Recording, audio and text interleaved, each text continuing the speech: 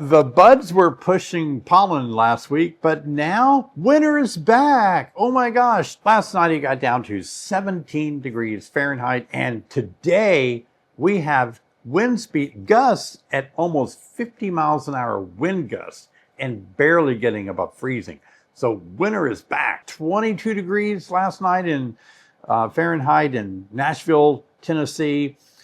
Below freezing all the way down in the deep south. I'm getting slammed with questions from beekeepers all across the U.S. asking me, David, what should I be doing right now? And the answer that I'm going to give you in this video might really be surprising, because we should be doing a lot less than you think. Hey everybody, David Burns. Good to be with you, my friend. Thanks for joining me here on my channel. If this is your first time to check out my YouTube channel, I have been on YouTube for 17 years, since 2008, speaking to beekeepers and helping beekeepers make fewer mistakes and keep healthier bees. So thanks for joining me. Those of you that are back again, thanks for being a part of my channel. I've got many helpful tips today, maybe 6 or 7 tips that are going to help you not panic, but calm down during this roller coaster temperatures that we're experiencing. And I know many of you out in the Northeast have been experiencing a lot of cold weather and snow on your bees, and all of this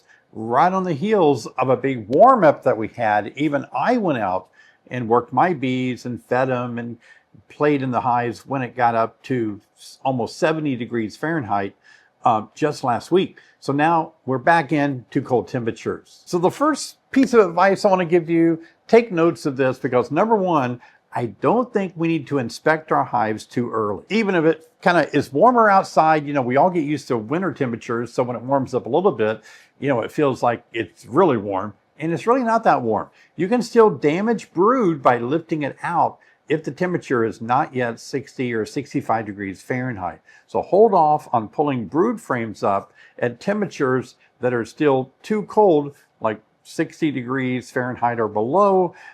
That's going to be a little bit too cold to lift up frames for any long period of time out of the hive to look at them. It can actually cause chilled brood and kill your developing bees. Also, during those kind of inspections early in the year, there's a danger that you could injure or kill your queens manipulating your frames. And I've explained this many times, that if you're out there working your bees too early in the spring or late winter, on those warm-up days, you can accidentally kill your queen, and it's hard to find queens. Even if you can find a queen that somebody is selling, when they ship it, it may go through an overnight shipping terminal well below freezing. And I assure you, UPS or USPS is not going to go out of their way to keep your queen warm. Getting your queen chilled like that is really going to affect her, and she may not be able to lay at all or be a poor laying queen if she's injured in cold weather and shipping. So that's why you don't want to inspect too early. You may kill your queen and you can't get a new one. So never inspect a hive unless you know you can replace a queen if something happens. In this video, I'm going to tell you about when you shift over from winter food to spring food, and when do you unwrap the insulation on your hive. Let's get into this next tip. Tip number 2 is all about not splitting too early. I know a lot of southern beekeepers are already seeing swarms, last week, and they have already started making splits. I understand that, but even southern beekeepers are hitting these cold snaps right now.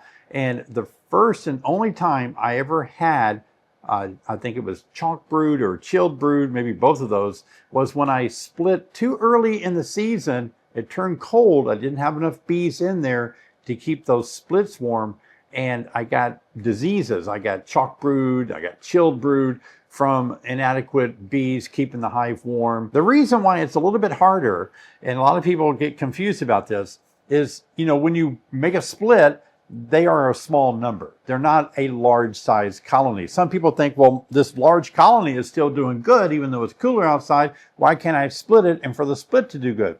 Because you have a smaller mass, a lot less bees in there, and that smaller mass of bees just can't keep the colony warm. That means there's going to be fewer nurse bees to raise new bees, from the queen laying eggs, and now these nurse bees aren't there are not enough nurse bees in there to take care of new developing larvae. So even a brief cold snap, like we're experiencing right now, can actually collapse a marginal split, a marginally populated split. So don't split too early. So keep in mind that, raising brood is very expensive to the colony. A lot of energy is required to metabolize enough food, to make brood food, royal jelly, to raise new bees in that split. And once they start in that process of raising brood, there's no turning back. They have to take care of it. But when the temperatures get too cold, that presents a dilemma. And I want to say right now that the danger of these cold snaps, yes, it is what it will do to our bees, but I think it's more important to consider what it does to beekeepers. I think sometimes it makes beekeepers jump the gun and do things to their bees that is far too early, and then that hurts the bees. We have such an exciting live stream every Thursday night at 7 p.m. Central Time. Love for you to join me. Here's a link right here. Now let's get back to the next tip. This is also the time of the year that many people are ordering their packages or their nukes, and I understand that. We are selling our packages, and we are almost sold out of our nukes already. And I know you want to get on the list, get those early.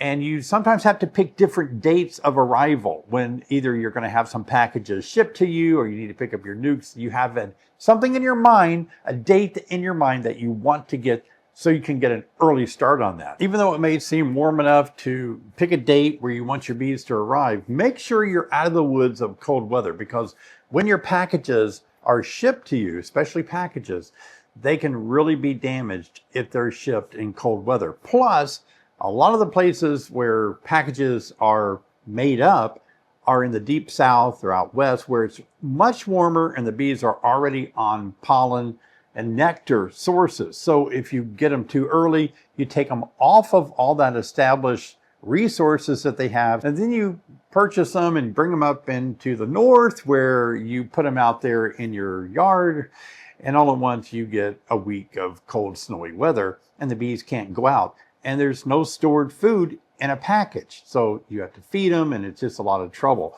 And so be sure you pick a time for your package to arrive, or you pick up your packages, that you're out of the woods of cold weather. Because I know early excitement can cost you money and bees. Tip number 4, good advice for this roller coaster temperature that we're experiencing, hot one week, freezing cold the next week.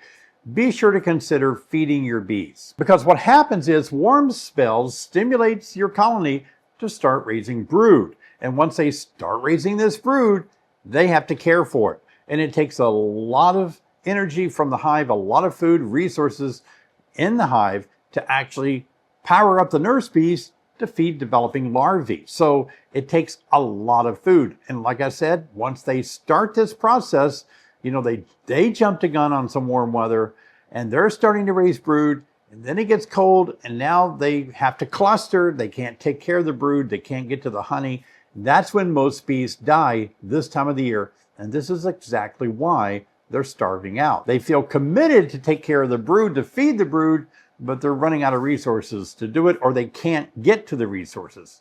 That's sometimes fascinating to beekeepers, why they open up their hive, they see frame after frame of honey, but it wasn't near where the cluster was. When it's warm and then it turns cold, the bees sometimes can't cluster fast enough or be in a position where they need to be in the colony, and they get too far away from their stored food. Now, one of the old-fashioned ways that we check our food supply in the colony is we go to the back of the colony and lift it up, and that way you can feel if it feels heavy or if it's really light. That's one way to do it. For me, I don't take any chances. As you've seen in my videos, I've got my winter bee kind boards back on because it's cold again. I want to make sure my bees are getting well fed. Now, this may seem hard to believe. It is a concept that maybe some people might even disagree about, but cold rarely kills bees. I know it doesn't sound right, but that's kind of the reality of it. Bees are quite capable of surviving cold temperatures if they have a good laying queen that has produced a lot of population of winter bees. So they have to have a lot of bees in there to make heat, and they have to be mite-free or virus-free. The more mites you had in the fall going into winter, the more viruses that were spread. So number 3, you've got to have some mite-free bees in there that don't have viruses in the winter. And of course, they have to have nutrition in there, either their own stores of food or things that you're feeding them. Now, if you have those 4 things, it doesn't matter how cold it really gets. I mean, we have friends, beekeepers way up in Alaska, Canada, and have their bees out there, but they've met these 4 criteria, so their bees are staying strong, even though it's just deathly cold. I want to encourage you guys to please subscribe to my channel. Here's Bobblehead David with a sign saying, please subscribe. Subscription to the channel actually helps you know when I produce a video, and it will trigger you to know David made a new video. It doesn't cost you anything, and give me a thumbs up. It helps the video get out to more beekeepers. Now let's get back to the next tip. What does kill bees, and I found this out the hard way many years ago, is moisture in the hive. Sometimes if you don't insulate your hive properly, especially on the top, it can create moisture that drips down on the bees. So, you know, if it's cold outside, bees can withstand that. But when there's moisture that develops on the warm side of the contrasting temperatures on the bottom of your top cover or inner cover, that moisture can drip onto your bees, and that can be deadly. Of course, I tackle this with my Winter Bee Kind board with a tiny little ventilation notch in the upper candy board piece there. And some people wonder, aren't you losing heat out of the hive? No, the colonies are large. They make a lot of heat. That's just getting rid of excess moisture. The bees never propolize that over. They keep it there. They go in and out to take potty breaks. So it's really beneficial for them to have that little opening at the top. Remember that wet bees die faster than cold bees in the wintertime. Number 6, what about reversing the deep boxes? I've talked about this in a recent video. Touch on it again here for those of you who are watching this video, maybe didn't see the other one. Reversing boxes too early, you can take the brood that is located in the top deep, because bees naturally move up into where the warm air is in the hive. And then if you reverse it because you think, well, there's not as much brood in the bottom, if I reverse it, it'll give the queen room to lay. Makes perfect sense.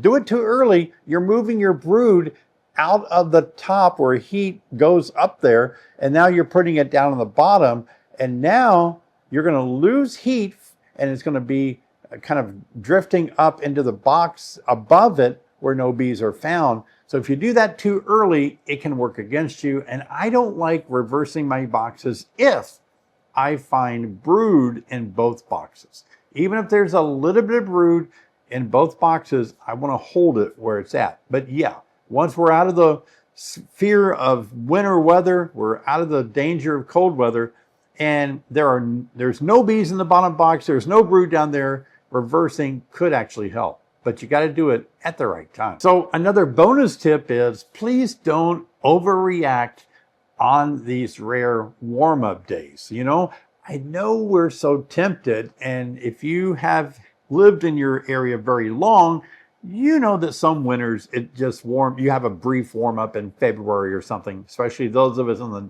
Midwest or the North. We know that we're going to have a few warm days in February and then slammed back into winter. We have snows even in March, even in April. So we are far away from being out of the woods. So if you're in these areas, make sure that you don't overreact and jump the gun and do things too early that can really hurt your bees. So I think we all learned from last week that 3 warm days does not mean spring. Okay? The best advice I can give you now, because I know you're looking at the weather and I know a lot of you are panicking. The best advice right now, stay the course of your winter preparation.